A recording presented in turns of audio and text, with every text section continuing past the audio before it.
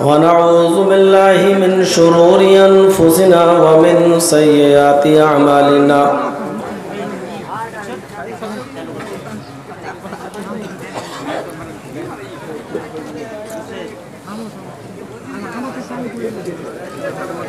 मन यहदिहिल्लाहु फला मुज़िल्ल लहु व मन युज़लिल्हु फला हादिय लहु।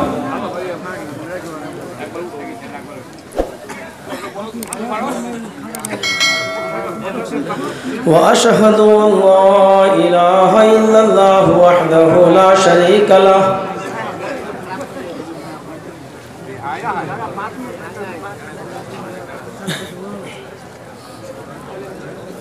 व अशहदु अन्न मुहम्मदन अब्दुहु व रसूलुहु। अम्मा बाद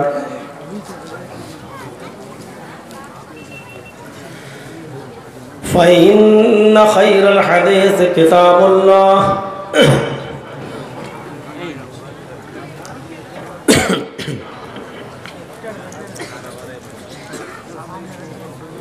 व खैरल हदी हदी मुहम्मदिन सल्लल्लाहु अलैहि वसल्लम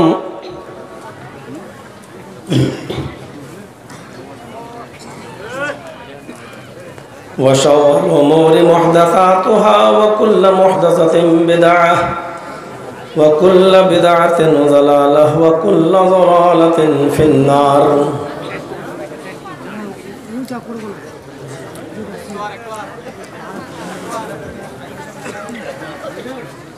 अऊज़ु बिल्लाहि मिनश शैतानिर रजीम। बिस्मिल्लाहिर रहमानिर रहीम।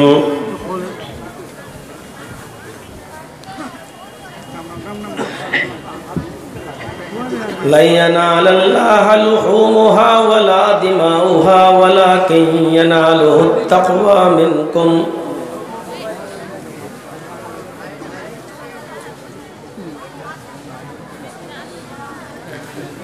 वअन अबी हुरैरह रज़ियल्लाहु तआला अन्हु क़ाल क़ाल रसूलुल्लाहि सल्लल्लाहु अलैहि वसल्लम इन्नल्लाहा ला यंज़ुरु इला अजसामिकुम वला इला सुवरिकुम वलाकिन यंज़ुरु इला क़ुलूबिकुम। रवाहुल बुखारी। रब्बिश्रह ली सदरी व यस्सिर ली अमरी वहलुल उक़दतम मिन लिसानी यफ़क़हू क़ौली।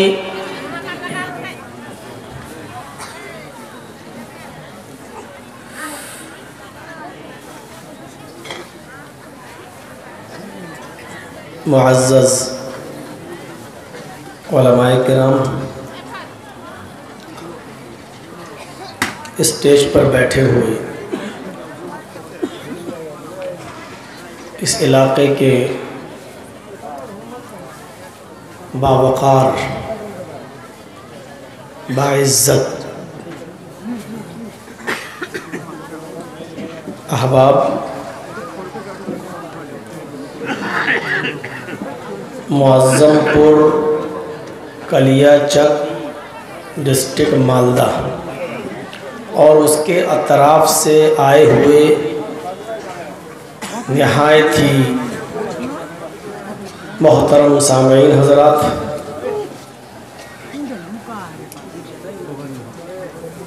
दोनों किनारों पर साइड में बैठी हुई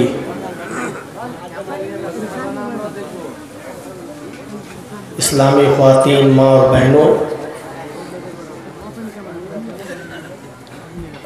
नौजवानों, अजीज़ बच्चों,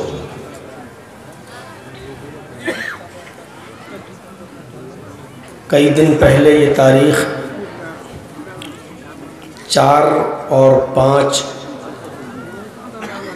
फरवरी आपके यहाँ फिक्स थी। कई दिनों से आप लोगों ने इसको सजाया है और आज धीरे धीरे वो तारीख़ निकट आती गई और आज वो मुबारक दिन हमें और आपको देखने को मिला। और उस दिन की इस रात में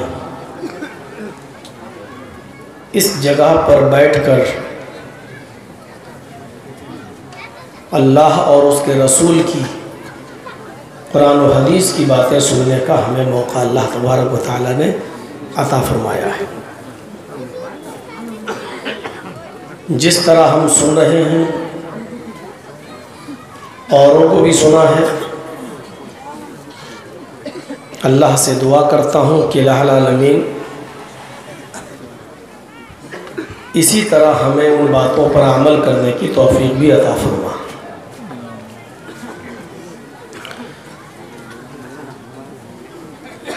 आज मैं आपके सामने कुछ नसीहतें करूँगा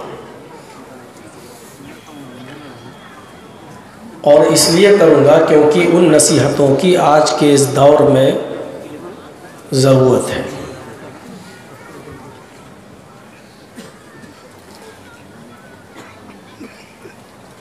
पूरा साल 2020 एक ख़तरनाक बीमारी के चपेट में आ गया और गुज़र गया। और इस लॉकडाउन ने हमारे इस वतन अज़ीज़, इस मुल्क हिंदुस्तान की हर तरीक़े से कमर तोड़ कर रख दी है। इक़्तिसादी हो, माशी हो, सर्विस के लाइन की हो, बिज़नेस के लाइन की हो, कारोबारी हो, हर तरीक़े से कमर टूटी हुई है। अल्लाह से दुआ कीजिए कि ये 2021 इस साल को वो रहमत का साल बनाए और हमारे मुल्क के लिए भी अमन और शांति और सुकून का साल इसको बनाए। पूरे साल प्रोग्राम नहीं हुए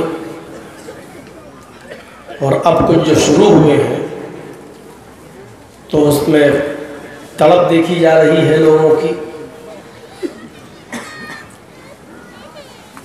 मुझे कल 2 प्रोग्राम एक दिन में निपटाना पड़े। परसों मेरा प्रोग्राम था मेरठ में, डिस्ट्रिक्ट गाज़ियाबाद के एक टाउन भोजपुर में, और वहीं से सीधे चला दिल्ली और दिल्ली से फ़्लाइट पकड़ी, पाक डोगरा आया। और कल पहला प्रोग्राम मैंने किया शाम को 4:15 से लेकर 5:20 तक पंजीपाड़ा में, और वहाँ से फिर सफ़र किया तो रात के 11 बजे से लेकर 1 बजे तक कल प्रोग्राम। फिर दूसरा मैंने किया भाटोल में और फिर आज आपके सामने। तो इससे ये पता चल रहा है कि लोगों में चाहत बढ़ रही है। लेकिन मेरा मकसद ये है कि प्रोग्राम सुनने की चाहत न हो, उससे ज़्यादा अमल की चाहत हो। आपको याद होगा अल्लाह के रसूल सल्लल्लाहु अलैहि वसल्लम ने अपनी पूरी ज़िंदगी में कभी 2 घंटे की तकरीर नहीं की। कोई एक दुनिया का कोई मौलवी इसको साबित नहीं कर सकता कि 2 घंटे कभी आपने बोला हो। 2 घंटा छोड़िए, कभी 1 घंटे की भी तकरीर नहीं की। मैं समझता हूँ 1 घंटा भी बहुत ज़्यादा हो गया। आधे घंटे का भी कभी अल्लाह के रसूल ने खुतबा नहीं दिया, तकरीर नहीं की। अल्लाह के रसूल की सबसे लंबी तकरीर, सबसे लंबा भाषण आखिरी खुतबा था हज्जतुल विदा का। लेकिन अगर उस खुतबे को भी अगर हम पूरा पढ़ दें, आपके सामने सुना दें, तो उससे आपको अंदाज़ा होगा कि अल्लाह के रसूल सल्लल्लाहु अलैहि वसल्लम ने जो सबसे लंबा भाषण दिया था खुतबा हज्जतुल विदा में, वो भाषण भी आपका 15 या 20 मिनट से ज़्यादा नहीं होगा। इस्लाम तकरीरों से फैला ही नहीं है, जलसों से फैला ही नहीं है। एक रस्म बनी हुई है जो चली आ रही है, और इस जलसे को ख़त्म होने के बाद फिर रस्म एक और चलती है, मौलाना साहब से हाथ मिलाने की। जलसा ख़त्म हुआ, सलाम अलैकुम, सलाम अलैकुम, हाथ मिलाएंगे। ऐसा लगेगा जैसे अब जलसे के बाद हाथ मिलाना ज़रूरी हो गया है, इसके बगैर हमें जन्नत नहीं मिलेगी। या जलसा तो सुन लिया, अब मौलाना साहब से हाथ मिलाएंगे तभी हम जन्नत में जाएंगे। और इससे फुर्सत मिली तो जलसा ख़त्म होने के बाद फ़ौरन हराम काम शुरू हो जाता है, मौलाना के साथ सेल्फी लेने का, फ़ोटो खिंचवाने का। ये जलसे की हालत है। तकरीर ख़त्म, यहाँ सेल्फी। अब उसको फेसबुक पे डाल रहे हैं एक टाइम लाइन में, फ़लाँ मौलाना के साथ मेरी मुलाकात हुई। अब उनको कमेंट में मुबारकबाद मिल रही, माशाअल्लाह मुझे भी मिलवा दीजिए। ये जलसों में हो रहा। अल्लाह के रसूल सल्लल्लाहु अलैहि वसल्लम ने खुतबा दिया है, तकरीर की ईद के दिन। पहले मर्दों में औरतें आती थीं, आवाज़ औरतों तक रही गई, तो मर्दों में खिताब करने के बाद, भाषण देने के बाद अल्लाह के रसूल औरतों में गए, लेडीज़ के अंदर, ख़वातीन के अंदर गए, तो आपने उनको भी नसीहत की। और जानते हो अल्लाह के रसूल ने ईद के दिन, ईद की नमाज के बाद औरतों में जो खुतबा दिया वो क्या था? या माशरन निसाई तसद्दक़न फ़इन्नी उरीतुकुन्न अक्सर अहलिन्नार क़ुलना व बिमा या रसूलल्लाह क़ाल तुक्सिरनल लअन व तकफुरनल अशीर। कितनी देर लगी इतने खुतबे में? ये खुतबा था अल्लाह के रसूल का, बस हो गया। अब सुनिए, औरतों में जब आपने खिताब किया तो क्या फरमाया? आए औरतों, आए लेडीज, आए ख्वातीन, आए मोमिना औरतों, तसद्दक़ना फ़इन्नी उरीतुकुन्ना अक्सर अहलिन्नार। मर्दों की बनिस्बत तुम ज्यादा सदका खैरात किया करो।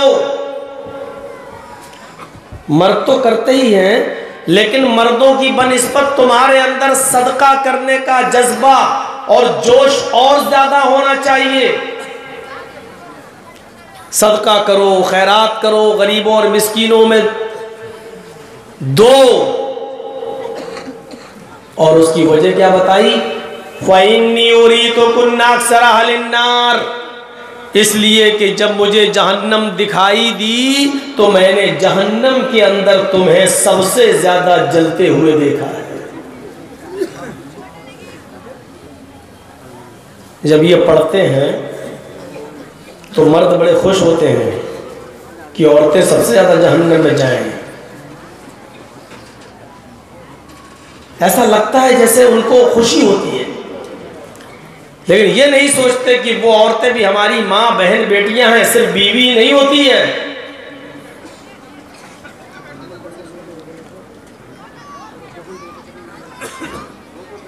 जहन्नम में सबसे ज्यादा तुम्हारी तादाद दिखाई दी।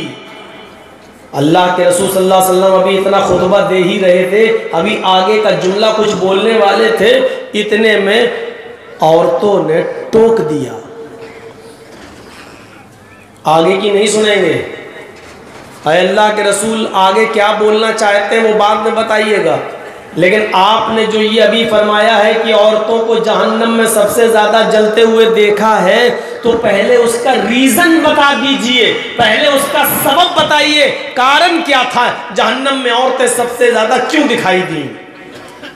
आप वजह बता दीजिए, रीज़न बता दीजिए, ताकि हम अभी से अपनी आपकी इस्लाह कर लें, फिक्र कर लें, और वो बात अगर हमारे अंदर पाई जा रही है तो हम उससे दूर हो जाएं।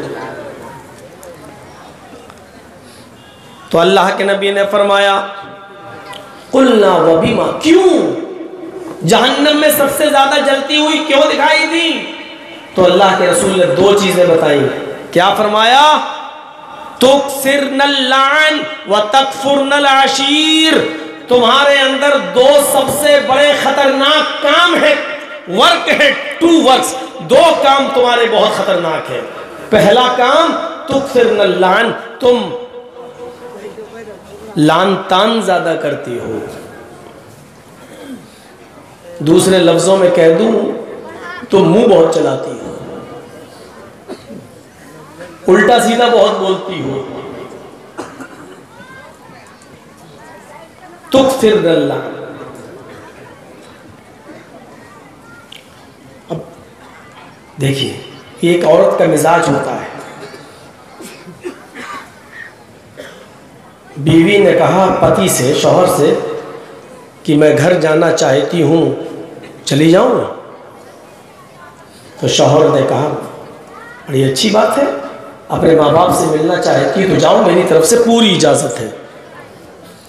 एकदम चीख पड़ी, हाँ तुम तो चाहते ही हो कि मैं घर चली जाऊँ, तुम्हें सुकून मिल जाएगा। हाँ तुम्हें कहाँ मेरी ज़रूरत है, तुम तो चाहती हो कि मैं घर चला जाऊँ, चली जाऊँ। शौहर ने कहा ला हौला वला कुव्वता इल्ला बिल्लाह, अरे कमबख्त तूने ही तो कहा कि मैं घर जाना चाहती हूँ, मैं इजाज़त दे रहा हूँ तो बेकार हो गया। अब इसी औरत का मिजाज देखिए, शौहर से कहती है कि मैं घर जाना चाहती हूँ, क्या मैं चली जाऊँ। शौहर कहता है नहीं नहीं अभी मत जाओ, क्या करोगी, 2-4 दिन के बाद चले जाना, अभी मुझे बहुत से काम है, तो हमारी हेल्प करो। हाँ मैं तो जब से आई हूँ तब से नौकर बन गई, तो रह रही हूँ घर में, कैद करके रख दिया है तुमने मुझे अपने घर के अंदर, कभी मैके नहीं जाने देते हो। शौहर ने कहा ला हौला वला कुव्वता इल्ला बिल्लाह, भेजूं तो आफत, न भेजूं तो मुसीबत। अब शौहर करे तो क्या करे बेचारा। इस सूरत हाल को समझना है। ऐसे ही नहीं 2 जुमलों में बात खत्म की थी अल्लाह के नबी सल्लल्लाहु अलैहि वसल्लम ने। क्या कहा था, पहला रीजन क्या है तुम्हारे सबसे ज्यादा जहन्नम में जाने का, तुक्सिरनल लान, तुम लानो तान ज्यादा करती हो, मुंह ज्यादा चलाती हो। और लान तान का मतलब फलानी ऐसी, फलानी ढमका ऐसी है, वो अच्छा वो बहुत गलत, किसी न किसी की बुराई चल रही हो। और दूसरी चीज आपने क्या फरमाई, व तकफुरनल आशीर, तुम अपने पति की, शौहर की, अपने हस्बैंड की नाफरमानी बहुत करती हो। औरतें जहन्नम में सबसे ज्यादा जो जाएंगी वो सिर्फ 2 रीजन की वजह से, एक तो अपनी जबान दराजी की वजह से, उल्टा सीधा बोलने की वजह से, और दूसरा अपने शौहर की नाफरमानी करने की वजह से। ये मैं सिर्फ ये बताने का मकसद ये है कि ज्यादा लंबी चौड़ी तकरीर नहीं होती थी। अल्लाह के रसूल ने 2 बातें कही बस, इसके बाद खुतबा खत्म। कितनी देर लगी, आए और तो सदका और खैरात करो, मैंने जहन्नम में तुम्हें सबसे ज्यादा जलते हुए देखा है। कुछ औरतों ने सवाल किया सबसे ज्यादा जलने की वजह क्या है। अल्लाह के नबी ने फरमाया तुम लान तान ज्यादा करती हो और शौहर की नाफरमानी ज्यादा करती हो। बस वाखिरु दावाना अल्हम्दुलिल्लाहि रब्बिल आलमीन। कितनी देर लगी, तकरीर हो गई, नसीहत हो गई, जाओ पहले इसी पर अमल करो। और उन औरतों ने भी जिद नहीं की, नहीं अल्लाह के रसूल हम तो बड़ी दूर से आए हैं, हमें और सुनाइए और सुनाइए और सुनाइए और समझाइए। जरा गौर करो मिजाज क्या बना दिया आज हमने। रस्म मत बनाओ जलसे को, जलसों के बाद फिर सेल्फी लेना, फिर ये करना और वो करना, और अमल के बजाय लोगों से कमेंट हासिल करना कि बस हमने जलसा करवाया था, हमारे यहाँ जर्जी साहब आए थे। अब तो खाना खाने जहाँ बैठो तो उधर भी फोटो ले लिए जाते, पानी पियो तो उधर भी फोटो ले लिए जाते हैं, बिस्तर पर लेटा हुआ है कोई आदमी मिलने आया तो वो भी लेटे लेटे फोटो ले रहा है। हमें तो डर लगता है कहीं अगर बाथरूम में जाऊं तो उधर का फोटो ना लेना शुरू कर देंगे लोग कि इधर का भी ले लिया गया है, भाई छोड़ा ही नहीं जाए। इतनी इजाज़त नहीं है शरीयत के अंदर कि आप जहाँ चाहेंगे वहाँ सेल्फी ले लीजिए, जहाँ चाहेंगे आप जैसा मिसयूज़ करना चाहें, इतनी इजाज़त नहीं है। और जो भी इबादत हो, जो भी उस इबादत के अंदर खुलूस होना चाहिए। जलसा कर रहे हैं, अल्लाह हम इस मकसद से कर रहे हैं, इस मकसद में कामयाबी अता फरमाए। खुलूस के बिना, इखलास के बिना आपकी इबादत बेकार है। बहुत ज्यादा लंबी और चौड़ी तकरीरें सुनने की आदत मत डालिए, और जो भी काम करिए आप उसके अंदर खुलूस होना चाहिए। बहुत दूर से एक सहाबी आए और अल्लाह के नबी सल्लल्लाहु अलैहि वसल्लम से मुलाकात करने की गरज से उन्होंने लंबा सफ़र किया और आए और आकर बैठ गए। अल्लाह के नबी ने फरमाया, आराम करोगे तो मैं तुम्हारे सोने का इंतज़ाम कर दूँ? उसने कहा नहीं, अरे अल्लाह के रसूल, मुझे सूरज के गुरूब होने से पहले पहले, सूरज के डूबने से पहले पहले अपनी बस्ती में पहुँचना है, इसलिए मैं आपसे मिलने चला आया। आपने कहा क्या चाहते हो? कहा अल्लाह के रसूल, मुझे कुछ नसीहत कर दीजिए। अरे अल्लाह के नबी, मुझे कुछ नसीहत कर दीजिए। बस अल्लाह के रसूल ने देखा कि बहुत दूर जाएगा, अगर सूरज डूब गया तो ये अपने घर नहीं पहुंच पाएगा, रास्ते में ख़तरनाक जंगल है, इसको जंगलों से गुजरना पड़ेगा, रात में जंगलों को क्रॉस करना इसके लिए मुसीबत है, लिहाजा सूरज के डूबने से पहले पहले इसको घर पहुंच जाना चाहिए। तो अल्लाह के रसूल ने उसके सामने लंबी चौड़ी तकरीर नहीं की। आपने फरमाया, तुम इतनी दूर से आए हो और वहाँ वापस भी जाओगे? कहा हाँ। सोचो, दूर से आया, दोपहर में पहुँच गया, शाम तक फिर अपने घर पहुंचना चाह रहा है, किस लिए आया? एक नसीहत आप मुझे कर दीजिए। अल्लाह के रसूल ने सिर्फ एक ही नसीहत उसको की और इस नसीहत ने उसकी दिल की जिंदगी बदल दी। आपने उससे फरमाया, तुम जंगल से होते हुए घर जाओगे? हाँ, चले जाओ। कहा अल्लाह के रसूल, नसीहत? कहा नसीहत सिर्फ एक है, इज़ा सालता फस्अलिल्लाह व इज़ा स्तानता फस्तईन बिल्लाह। रास्ते में अगर कभी भी किसी भी चीज की जरूरत तुझे पड़ जाए तो सिर्फ एक अल्लाह से सवाल करना। इज़ा सालता फस्अलिल्लाह, सिर्फ एक अल्लाह से सवाल करना।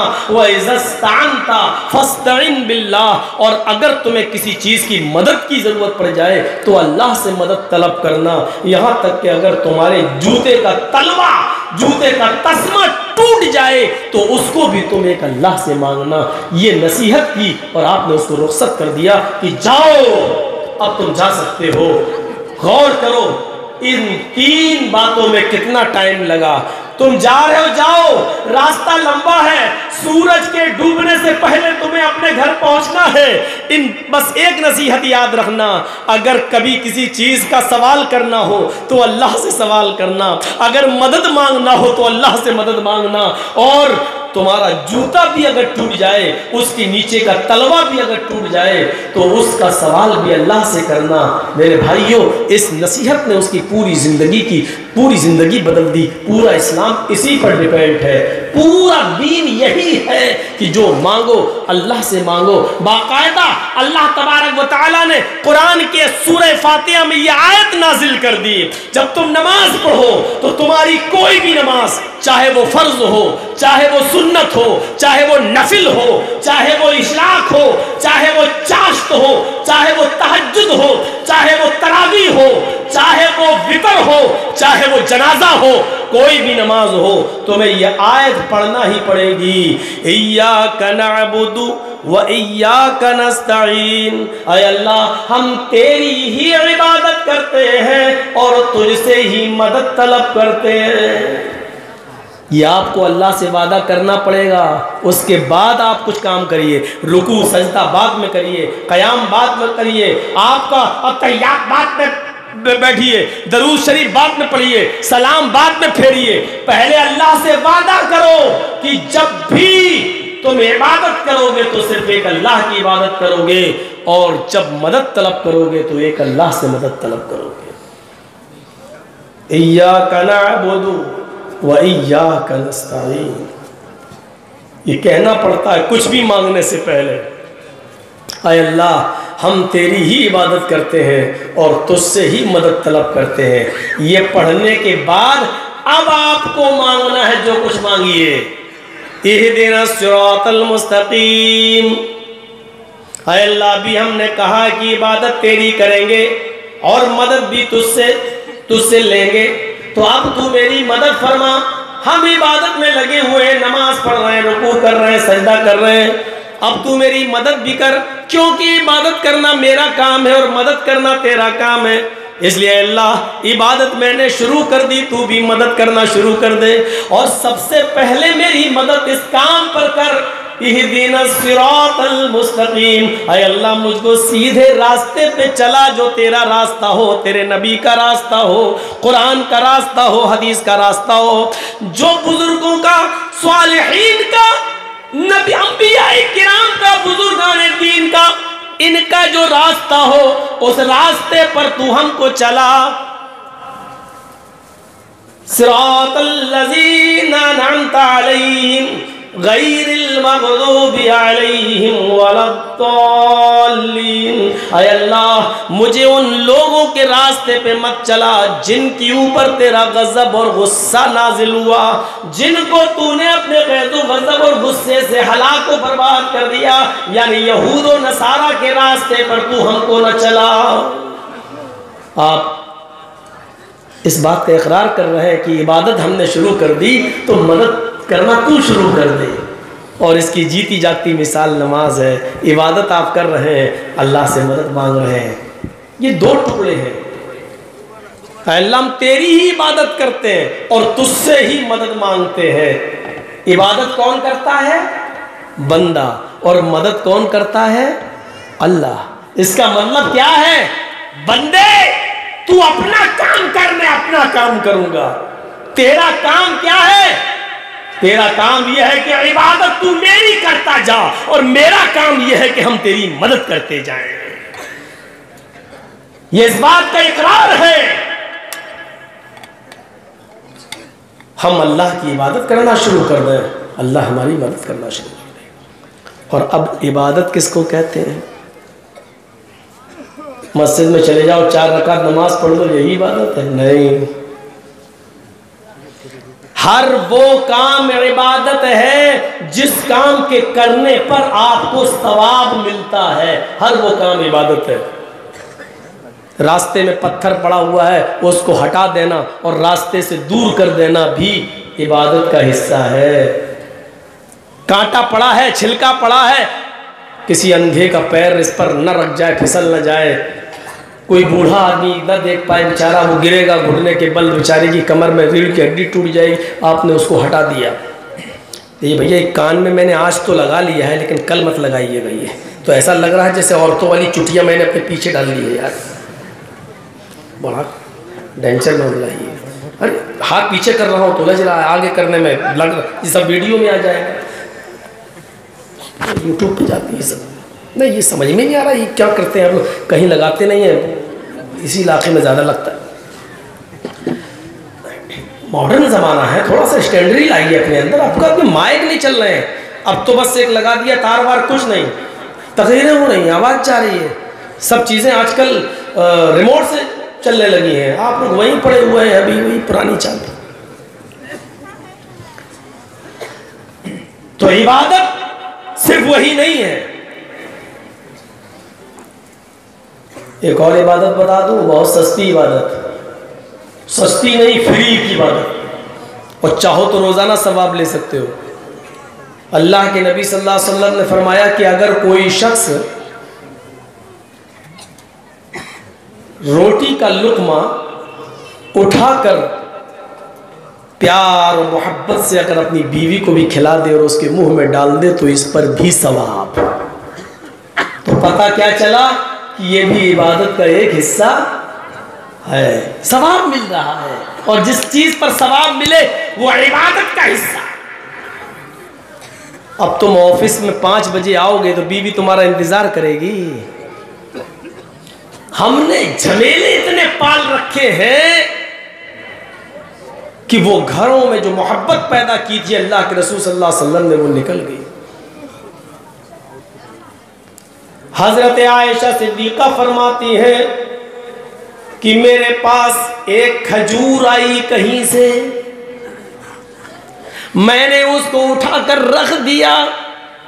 अल्लाह के नबी सल्लल्लाहु अलैहि वसल्लम मस्जिद में नमाज पढ़ाने गए हैं, थोड़ी देर लोगों को वाज़ो नसीहत करेंगे, दावत और तबलीग के बाद थके हुए घर आएंगे। पता नहीं आपने कुछ खाया होगा या नहीं खाया होगा, कुछ पिया होगा या नहीं पिया होगा।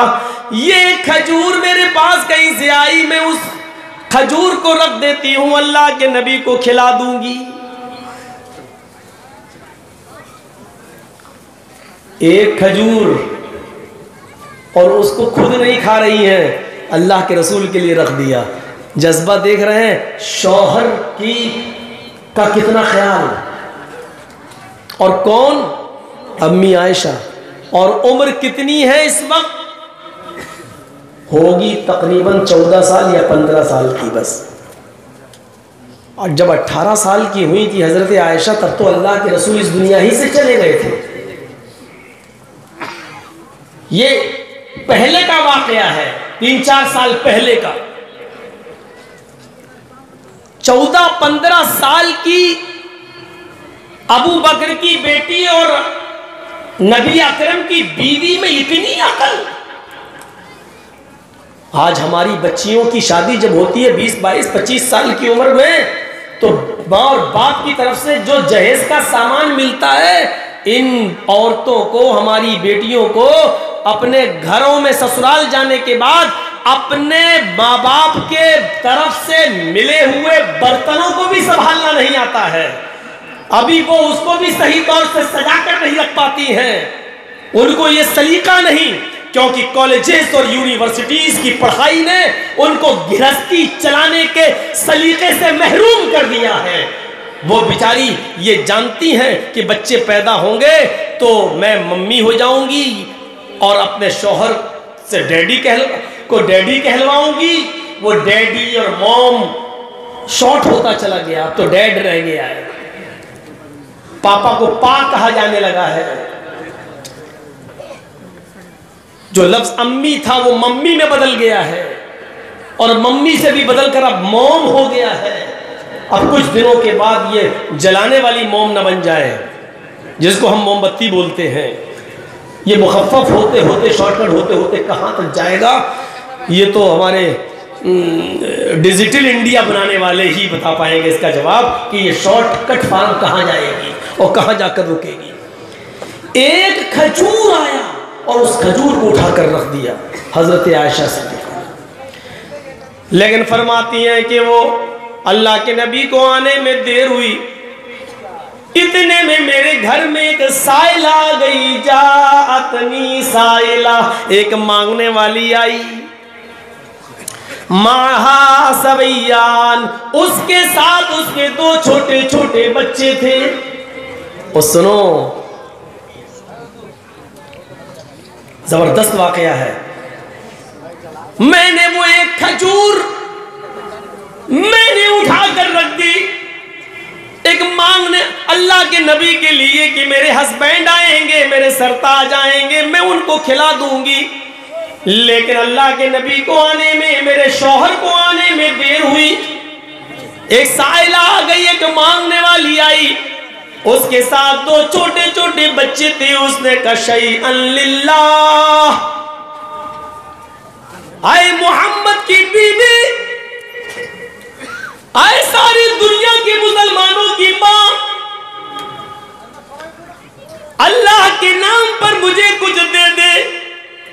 हजरत आयशा ने दरवाजा खोला, देखती है बाल बिखरे पड़े, कपड़ों में पैबंद दो छोटे छोटे बच्चे हैं उसके साथ, जो भूख की वजह से उनके चेहरों पर बदरौनकी छाई हुई है। उनके चेहरों से छलक रहा है कि इन बच्चों ने कई दिन से खाना नहीं खाया है। यह मंजर देखकर आयशा सिद्दीका की आंखों में आंसू, कहती है कि मैं अंदर चली गई, जो खजूर मैंने अल्लाह के नबी के लिए बचा कर रखी थी, मैं उसी खजूर को ले आई, क्योंकि नबी अकरम ने ही कभी कहा था, अय और तो सदका करो, खैरात करो। कहती है कि मैं वो खजूर ले आई, एक खजूर में किसी का क्या हो जाएगा। कहती है कि कुछ नहीं था तो वही दे दिया मैंने। जैसी उस औरत ने वो खजूर लिया, मैंने दोनों बच्चों को देखा कि दोनों बच्चे अपने मां के हाथ के खजूर को देखने लगे। दाएं तरफ जो बच्चा था वो चाहता था कि ये खजूर मुझे मिल जाए, बाएं तरफ का बच्चा चाहता था कि मां ये खजूर मुझे दे दे। आयशा फरमाती है, मैंने उस औरत को देखा, उसने उस खजूर के दो टुकड़े कर दिए, बीच से गुठली निकाली और फेंक दिया, और उस खजूर के उसने दो टुकड़े किए, 2 पार्ट्स में डिवाइड कर दिया, हाफ हाफ। आधा खजूर उसने इस बच्चे को दे दिया और आधा खजूर उसने इस बच्चे को दे दिया। ये बुखारी में है, ये हदीस बुखारी में है, लेकिन मुस्लिम शरीफ की हदीस में थोड़ा सा जुमला बदला हुआ है। हजरत आयशा कहती है कि मेरे पास 3 खजूरें कहीं से आ गई। मैंने दोनों हदीसें मैं आपके सामने पेश कर दे रहा हूं। ये वाली मैंने कर दी बुखारी की, अब मुस्लिम भी सुन लो। मुस्लिम के अंदर क्या है, मेरे पास 3 खजूरें कहीं से आई, मैंने उन खजूरों को अल्लाह के नबी के खाने के लिए रख दिया था। नबी को आने में देर हुई, एक मांगने वाली मेरे दरवाजे पे आई, मैं उन 3 खजूरों को लेकर निकली। मैंने देखा उस औरत के साथ 2 बच्चे हैं। मैंने उन 3 खजूरों को उस औरत को दे दिया। उस औरत ने एक खजूर एक बच्चे को दिया, दूसरा खजूर दूसरे बच्चे को दे दिया, और एक खजूर उसने अपने खाने के लिए रख लिया कि इसको मैं खा लूंगी। बच्चों ने अपने अपने खजूर खा लिए। मां अपने दोनों बच्चों को देख रही है, दोनों बच्चों ने अपने अपने खजूर खा लिए। हजरत आयशा कहती है कि मैंने अपनी नजरों से देखा, फिर उन बच्चों ने अपनी मां के खजूर पर भी नजर जमा ली, गोया कि वो मांग रहे हो, अम्मी ये खजूर भी मुझे दे दो। और दूसरा, शायद उसकी आंखें भी यही सवाल कर रही थी कि अम्मी तुम ना खाओ, मेरी भूख नहीं मिटी है, ये मुझे दे दो। आयशा फरमाती है, उन बच्चों ने जबान से तो नहीं मांगा, लेकिन उन बच्चों की नजरों ने मां को यह बता दिया कि मेरे बच्चे, उनकी आंखें क्या सवाल कर रही हैं। उस मां को रहम आया, उसने एक खजूर खुद नहीं खाया, बच्चों ने अपने अपने खजूर खा लिए, और मां ने अपने खजूर की गुठली निकाली और फेंका, और अपने उस खजूर के 2 टुकड़े कर दिए, आधा इस बच्चे को दे दिया और आधा इस बच्चे को दे दिया। यहां तक थोड़ा सा अल्फाज में फर्क था, वहां 1 खजूर, यहां 3 खजूर, लेकिन यहां आने के बाद 1 हो गए कि तीसरी खजूर जो मां के पास थी, मां ने उसको भी नहीं खाया, बल्कि उस खजूर को भी 2 टुकड़ों में बांट दिया, एक इसको एक इसको। बच्चों को खिला दिया और दुआ दे के चल दी। थोड़ी देर के बाद अल्लाह के नबी सल्लल्लाहु अलैहि वसल्लम घर में तशरीफ लाए। कहा, आयशा तुमने कुछ खाया? हजरत आयशा फरमाती हैं, नबी ने मेरे बारे में पूछा जरूर, कि तुमने कुछ खाया कि नहीं खाया। लेकिन हकीकत ये है कि अल्लाह के नबी ये पूछना चाह रहे थे, आयशा क्या कुछ मेरे लिए भी मौजूद है या नहीं। एक शौहर की जिम्मेदारी देखिए, क्या कहते हैं, आयशा तुमने कुछ खाया, मैं तो सुबह से दावत व तबलीग में गया था, तुमने कुछ खाया। लेकिन हजरत आयशा कैसी बीवी थी, वो कह रही है अल्लाह के नबी पूछ रहे हैं मेरे बारे में, लेकिन हकीकत ये है कि अल्लाह के रसूल सल्लल्लाहु अलैहि वसल्लम ये जानना चाह रहे हैं कि तुमने खाया, मेरे लिए भी कुछ थोड़ा बहुत छोड़ा या घर में कुछ है। बीवी की नज़रें पहचानने वाली होनी चाहिए शौहर की हालत को। अम्मा आयशा पहचान कहने लगी है, अय अल्लाह के नबी मेरी फिक्र छोड़िए, मेरे पास 1 खजूर थी या 3 खजूरें थी, मैंने आपके लिए रख लिया था। अच्छा फिर क्या हुआ, तुम खा गई हो क्या? नहीं, जब आपके लिए रखा था तो मैं कैसे खाती। तो फिर क्या हुआ? कहा एक मांगने वाली आई, ओ फिर उसके साथ तो छोटे छोटे बच्चे थे। अच्छा, उसने अल्लाह के नाम पे मांगा, मैंने उसको 3 खजूरें दे दी, उसने एक खजूर अपने दोनों बच्चों को दे दी और 1 खजूर बची जो खुद खाना चाहती थी, लेकिन बच्चों की भूख के आगे मजबूर हो गई और उसने अपने उस खजूर के भी 2 टुकड़े करके आधा इसको और आधा इसको दिया और आगे बढ़ गई। अब आयशा कहती है कि अल्लाह के नबी को जब मैंने ये मंजर बताया तो आपने फरमाया, आयशा क्या उस औरत को ऐसा करते हुए तूने अपनी आंख से देखा है? मैंने जवाब दिया, हाँ।